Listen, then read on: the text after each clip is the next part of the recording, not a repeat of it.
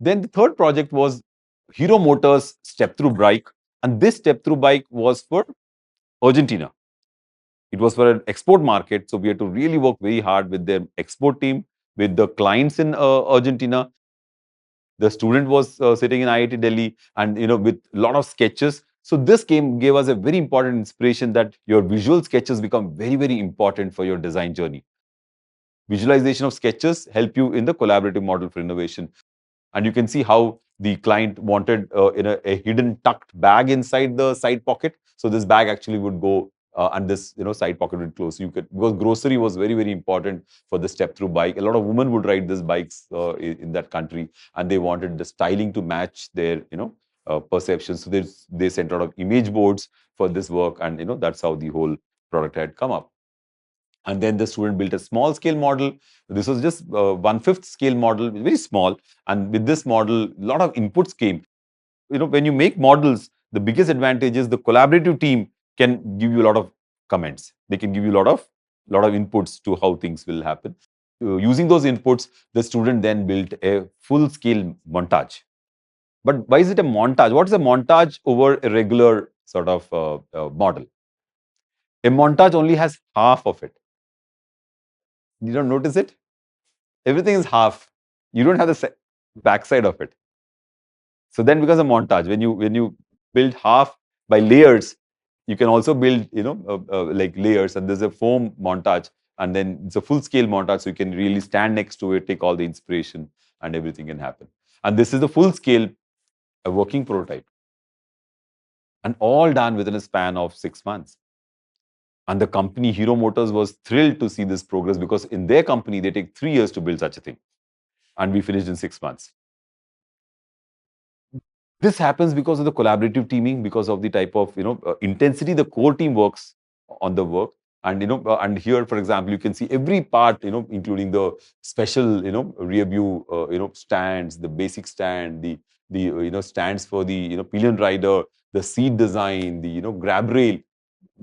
And you remember this tuck away pocket? You open this box, you get a large bag which come out of this pocket, and you can put groceries on both the sides. A lot of storage was a very important thing, and this was completed that time. So while doing all this, what we were doing at the back, we were actually assimilating all the learning.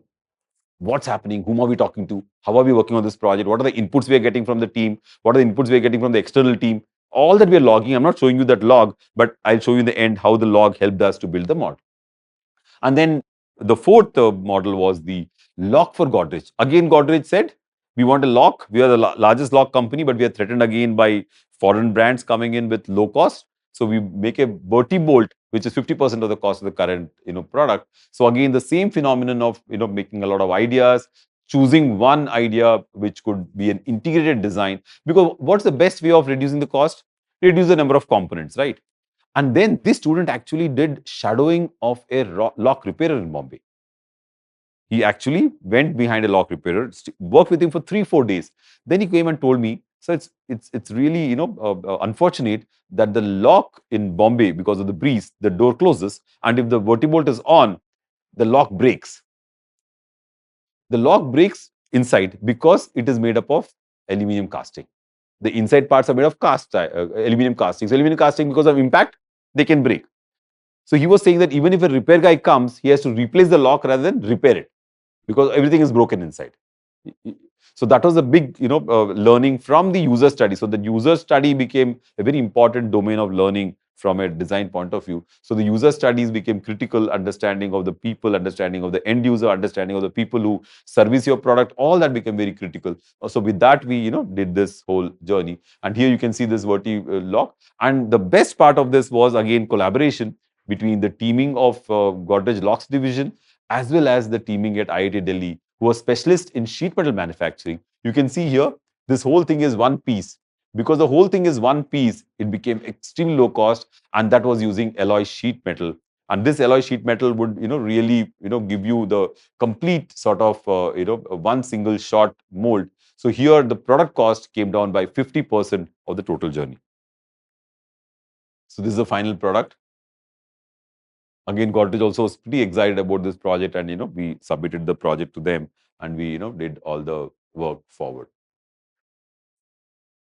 So the fifth one was the most interesting one for me because I think I'll answer some of your questions with the fifth one. So out of the five projects we took as live projects, we wanted all of them to become innovation, right? But our journey in the research was to come up with the initial sector of the innovation journey, which was the seed, the innovation idea, right? The idea is also as important as the total journey which takes forward. I think by now you know because of other case studies. So here, for example, this company completely, sort of out of market because of the L&T petrol pump, and they wanted to come up with a new product with new systems and new services. We built the same, type of teaming with the student, with the experts, with the company people. We built this whole pump. You can see here, this was inspired by a mobile phone. There's an old Nokia mobile phone inspiration, and interesting things that the hose was coming from the top because of that inspiration. And that became a very big USP. A farm inspiration became a unique selling proposition for this product because this product was able to deliver more petrol per minute than any other product because of very smooth flow of petrol from the top. Again, because of the use of contemporary materials, contemporary technologies, contemporary idea generation, and a collaborative team, we could come up with the prototypes. Again, here within a year, the prototypes were built and they were installed on in Savory in Bombay. The customer, who was like the oil companies, were extremely glad to place orders, and became a runaway success, and became one of the largest selling petrol pumps in the country during those 3 years of its production. So here we have one case out of all our five cases which saw the light of the day. So what is the learning from the real case studies? We got a clear understanding of the effective functioning of the collaborative model. We built a collaborative model which is rough. How do we need to collaborate with everybody? Because you take a project here in IDC, when you do projects, what do? You're the only guy who's working on the project. At the most, you'll go to the guide to get your inputs from. Then you need to have, we very clearly came up with three separate teams with distinct responsibilities. We realized that there's generally three teams of people working. There's a team which is like working 100% on the project. Like I told you, the student and the guides and all were 100%. There's a team which would give a lot of support in the middle. So the support team was very important. And finally, the team which would give a lot of creative inputs to the whole journey was the creative input team. So that was happening with the three teams. And the roles and responsibility of the team in the idea generation process, had to be, specified and ascertained. So we'll show you the models now from the learnings. So each of these learning, like, as I was showing you the case studies, built up some propositions. Like, for example, the collaborative network, can work on idea generation. See, if you want to build a collaborative network, you must have experts and people from diverse areas to lead to innovative ideas, so that you can come up with, innovative ideas. The proposition two is you have to divide your idea generation process into steps that will lead to better control in the process as well as generating and nurturing ideas. So when I say steps, you can't say that I made one idea, immediately go back and build a model. You have to have a lot of ideas. You have to build concepts. Out of the three concepts, you have to choose the right concept by, by the stages. And after choosing that, you need to refine the concept. So those type of steps become very, very critical. That's part of our design process anyway. So that step-by-step process, when you have step-by-step process, what happens? You can actually get very good inputs from your collaborative team. You can get inputs from your industry. You can get inputs from your partners very effectively. Otherwise, you won't get input, because if you show the final result, how will you build their inputs into your results? It's not possible to build their inputs. So that becomes very, very critical. The proposition three, remember I was talking about visual representation of ideas. You remember the step through bike, where because of the sketches, we could get a lot of creative inputs from all the partners in the collaborative team. Let it be the industry partners, let it be the marketing partners, let it be the partners from IIT professors. That was happening in a very, very strong way, and that resulted in evolutionary development of ideas. And the fourth proposition was the flexibility. You have to be very flexible in your idea generation stage, where you should be open to ideas and open to changes in the design process. So those changes were also very critical. So let me now show you the model which was generated out of all these case studies. So this is a very, very simple model called the collaborative model for new product innovation. So in this model, you have the core team who has a full responsibility of innovation. That is, they're working 100% on the project. If you are doing a design in a company, the core team would be like the team which is working 100% time on it. The enterprise-wide team would be the team which will be working around 20 to 30% of the time they would spend on the design. And the network team would be the ones who just give you simple ideas. They would be just spending 5% or 2% of their time. They'll be just available for your meetings. They'll be your vendors, they'll be your, technology providers, all those. So this simple idea of dividing your process into three teams can lead to, successful innovation. And you remember I was talking about the stages in the process. So you have to have the idea generation here, then you have the concept focus, you have the multiple concepts here, the three concepts. You do the concept detailing, and then you finally do the refinement. So when you have these stages, you can get inputs from various members very very effectively into the team. And here we have the core team. The core team has people who can be in the core team, can be designers, R&D experts, management representatives, creativity experts. Depending upon your project, you can choose the type of people who will be in your core team. Similarly, in the enterprise-wide team, you have finance, because finance is a very important aspect of it, right? You have to make tools, you have to make processes. You have product planning people, you have engineering design people who will be, part of your enterprise-wide, your manufacturing, HR, R&D. So depending upon your project, you can choose the type of enterprise-wide cross-functional team which will be there with you. And then, of course, the most creative inputs came from the network external team. Remember, I was talking about the dual chamber bottle, where the pet manufacturers give us a lot of interesting ideas about material. Similarly, in the issues of the bike, we went to a sort of Maruti, which was manufacturing deep drawn parts, who gave a lot of input to the part. So that becomes very, very critical. And they can all be technology experts. They could be academic institutes who do research in these areas. They can become your very, very great source of innovative ideas. So this is the composition all put together. See, these are all the people, and here you can see this, uh, cross at every stage. You are meeting everybody. So at every stage of your design process, you are actually collaborating with your enterprise-wide team, and you are getting inputs from your network external team. Because of those inputs, your design would map much much more carefully. So in the collaborative model, now putting all the slides together, we see how the composition works. So here we have the core team, and the core team is represented by this pipe over here. Then we have the enterprise-wide team, which is this, this color over here, and then the external team here. So there's a complete network across these teams, and the functions of each team is mentioned over here. The composition here is the supplier, the distributor, the technology provider, the institutes which are giving you various inputs, the R&D institutes, the consultants, the psychologists, and the user groups which will help you to build your model. And the enterprise-wide team would be the part of the team which is within the company, the product planning, the finance, the R&D team, the engineering team, the materials team which would support you with new materials, the marketing, manufacturing, and human resource. The enterprise-wide team is very critical in the design phase, because you should know what type of company synergy is there, because without a company synergy you can't do innovation. And they're the ones which will because they're part of the company, they will be a lot of support for the innovation to go forward. So that is a very interesting team. And of course we talked about the core team with all the designers and collaborators in that. So once the composition is there, very important aspects is the functions. What should each team function? So the core team, these are all the core team functions. The core team, has to conduct creativity workshops across people. They have to capture good ideas across the various teams. They have to nurture ideas. Once you capture idea, you have to make sketches and nurture those ideas and create value. Then you have to also evaluate ideas. For example, it's very difficult for idea generation across a team. And when you generate ideas, whatever ideas will you select and reject is a very important challenge here. Then you have to make ideas work. You have to do knowledge brokering, bring knowledge into ideas. You have to collaborate with other team members. That's a very important function. And of course, visualization and collaboration is part of the functions of the main, core team. Then you have the enterprise-wide team.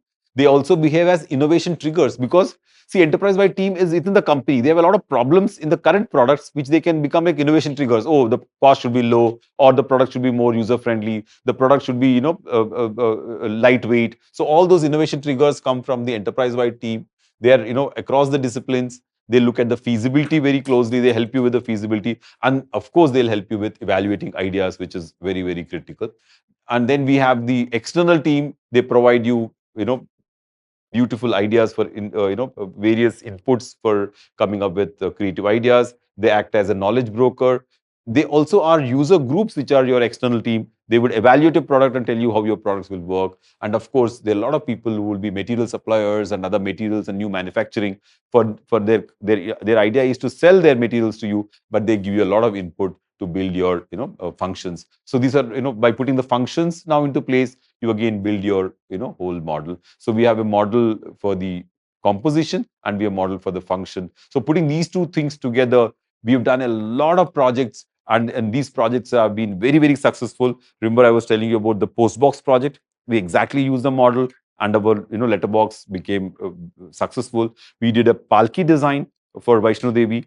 Now 100 palkis are flying in Vaishno Devi. That became very, very successful. So we using this methodology. We also did this methodology training for companies like Ashok Leland and for outside sources, and they're also using this model, and it becomes very effective. The advantage of a model is that you can actually earmark and pinpoint and take care of all the steps so that innovation can happen in the best possible way. Because we're involving the CEOs very early in the phase, what's happening is, and because of the success stories now, people have much, much more confidence in using a model to take things forward in the right direction if you want to come up with new innovations in the field. I think one of the question which was asked was, out of the 5 projects, which of them went into the market. So as I told you, the petrol pump, the bullet petrol pump did very well in the market because the company management was very, very keen in spending that extra resources on tooling and taking the product forward. Whereas the other projects, for example, we didn't see much traction from the company side. After the project got over, they never followed up with us to take the projects forward. But we are happy with the type of progress, because generally across the domain, they say that generally there is 10% success out of an innovation journey. Here we achieved, in this, while we work for the model, we achieved around 20% success because one product became a runaway success. A very good count in innovation success. Why is it like that? Okay, some companies, even after knowing it's a very innovative product, why don't they Take it up. उसके That's a साथ आगे very, क्यों very नहीं good बढ़ते? question. In fact, that's a big challenge that they all know that is good. They know that they're going to give them good market, but the biggest challenge comes to what happens to our current line. What will happen to the, and then biggest challenge, what will happen to the investment which we give? Because it's a new product, right? They don't know the market. They don't know whether it'll sell. That's the reason why we are saying that the collaborative network should help us to link with the users very early in the phase so that the users become part of my journey. So, for example, in for Hero Cycles, very clearly it was a win risky proposition. See, innovation is always risky, right? So, the risky proposition, they're not ready to spend money on the risky proposition, but they were ready to spend money on their current welding robots, for example. So, these are the challenges which we face when we take the innovation journey. But whereas very clearly, if you look at the Nano story, if the top management like Ratan Tata said nothing doing, I need to get this car, should be a car, but it should be half the price, then things can go forward in a very effective way. So you to really have deep pockets to take in the innovation journey forward. Can you explain more of the features of the bike you made? Yeah, this bike was very interesting. This bike, the main features of the bike was that they gave a lot of style requirements from Argentina. They said these are the type of bikes which are running currently. They should be like one of them. If you make something completely drastically, nobody will use it. That was the major, aesthetic considerations. And the other considerations were that you need to have utility which will not hamper the aesthetics. For example, you can put a basket in front to carry vegetables, but the bag should be hidden inside the bike. So all the bags which are coming, which are jetting out, which are flexible bags, were hidden to the flanks of the bike.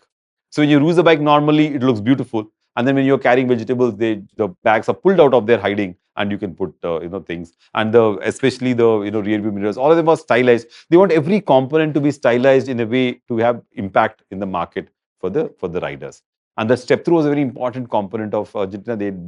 Step through is a very popular concept there, and they were to dovetail into the step through concept by taking our product over there. Otherwise, most of the products were from Japan.